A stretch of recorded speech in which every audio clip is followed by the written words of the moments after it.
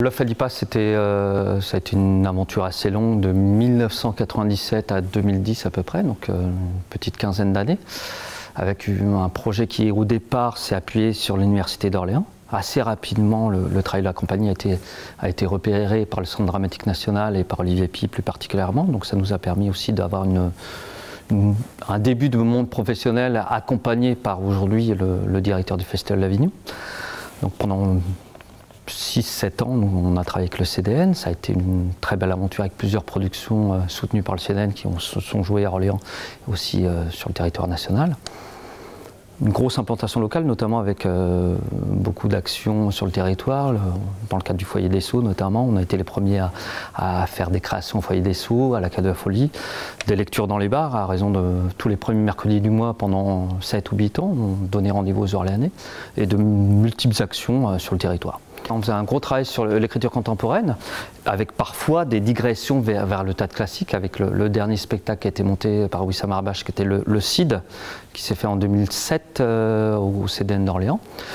Et puis moi, un travail que j'ai aussi orienté en lien avec Christian Simon, qui a commencé vers la fin du théâtre de la Fadipa. C'était la première rencontre avec Christian Simon. Ensuite, en 2010, il y a la bascule avec Wissam Arbache qui dirigeait le théâtre de la Fadipa.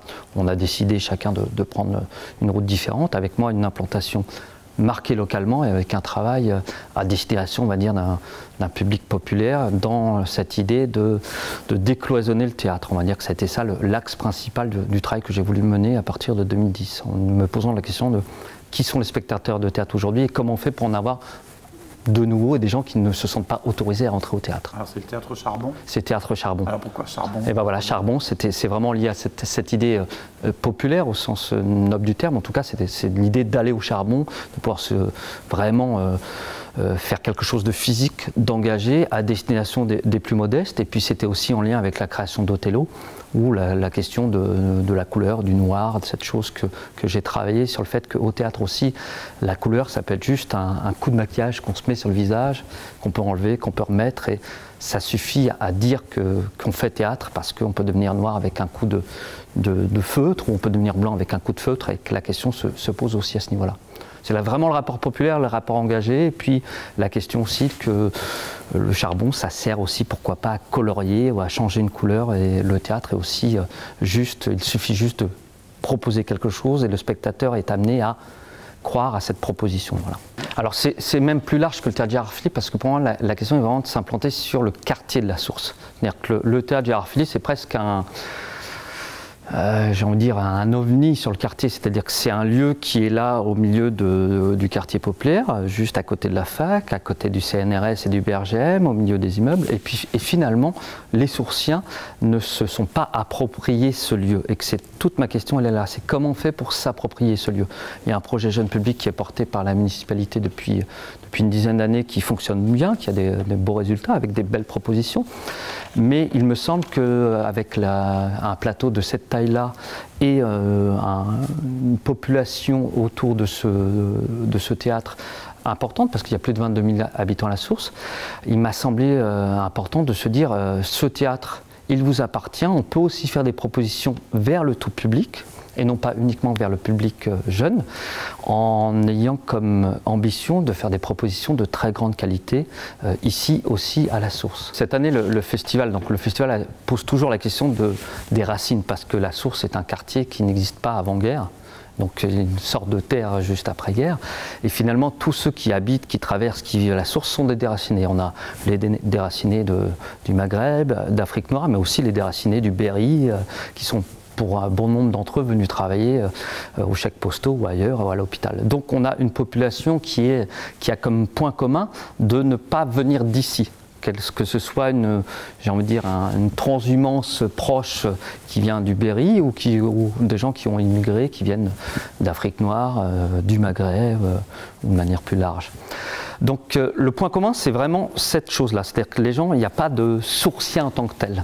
Donc pour moi, ça a été l'idée de me dire comment on interroge aussi l'histoire des gens qui sont ici, l'histoire des gens qui composent ce territoire singulier, notamment parce qu'il est coupé du centre-ville, il y a une vraie séparation, et qui s'est construit, ce quartier de la Source, qui s'est construit aussi de manière d'une certaine manière autonome un petit peu. Moi j'avais eu l'impression à un certain moment d'être en Corse, c'est-à-dire avec un certain nombre de personnes qui vivent là depuis longtemps et qui ont une manière de fonctionner qui est peut-être déconnectée du centre. Alors, et ça va dans les deux sens, c'est-à-dire le centre a mis de côté pendant très longtemps la source, et la source, pendant je pense un bon moment, n'a pas cherché non plus à être attrapée par le centre, j'ai envie de dire. Donc toute ma réflexion elle est partie sur cette idée-là, et cette année on appuie plus précisément sur l'idée du déplacement, du mouvement à l'intérieur du quartier, du déplacement physique, mais aussi du déplacement du regard. Parce qu'il me semble que pour la source, ce qui est important aussi, c'est de déplacer le regard des gens sur la source et déplacer aussi le regard des gens de la source envers eux-mêmes et envers l'ailleurs, j'ai envie de dire. Avec les différents acteurs du territoire, on essaie vraiment de multiplier les rencontres, les rendez-vous et les moments. Et cette année, la résidence de l'auteur Sylvain Coher, qui écrit sur Abebe Bikila. Abebe Bikila, qui est le premier champion olympique noir africain, c'est-à-dire on a eu des champions olympiques noirs avant, mais c'était des noirs américains. C'est le premier champion olympique noir africain en 1960, qui gagne le marathon de Rome, à Rome, olympique en courant pieds nus. Donc cette figure d'Abebe Bikila, elle est aussi une figure de fierté de tout un continent. Elle sera une figure autant sportive que politique, parce que pour la première fois, un noir bat des blancs dans une course olympique, et pour la première fois, on est en pleine décolonisation, donc le regard de l'homme blanc sur l'homme noir est en train de changer, et on est à ce moment-là où c'est en train de frotter et de résister. Et Abebe Bikila qui gagne en plus en courant pieds nus devant Radi, qui était l'ancien champion français devenu marocain lors de la décolonisation, ça raconte quelque chose d'assez incroyable, d'un nouveau monde, d'un monde qui est en train de naître. C'est aussi le début de la télévision, c'est les premiers Jeux olympiques filmés, donc le monde entier voit cet exploit.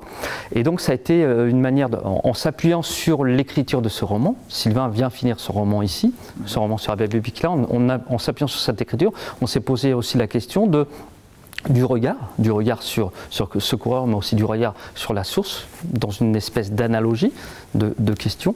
Et on s'est dit qu'il serait intéressant pour nous d'aller recueillir la parole des habitants et des sourciens sur comment ils vivent ce quartier, comment ils l'ont vécu, comment il s'est construit, et de nous faire partager des anecdotes de leur vie à la source, des années 60 jusqu'à aujourd'hui. On a eu plus de 150 anecdotes recueillies.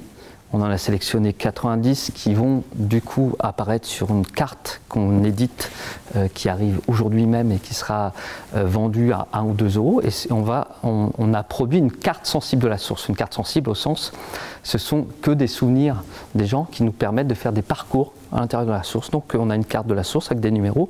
Chaque numéro correspond avec une anecdote et les gens pourront prendre leur carte Michelin de la source et puis faire des parcours à travers les souvenirs des gens qui ont habité à la source. Donc ça peut être des anecdotes tout à fait banales ou des choses extraordinaires, et on va pouvoir comme ça se balader à la source aussi à travers les souvenirs des gens.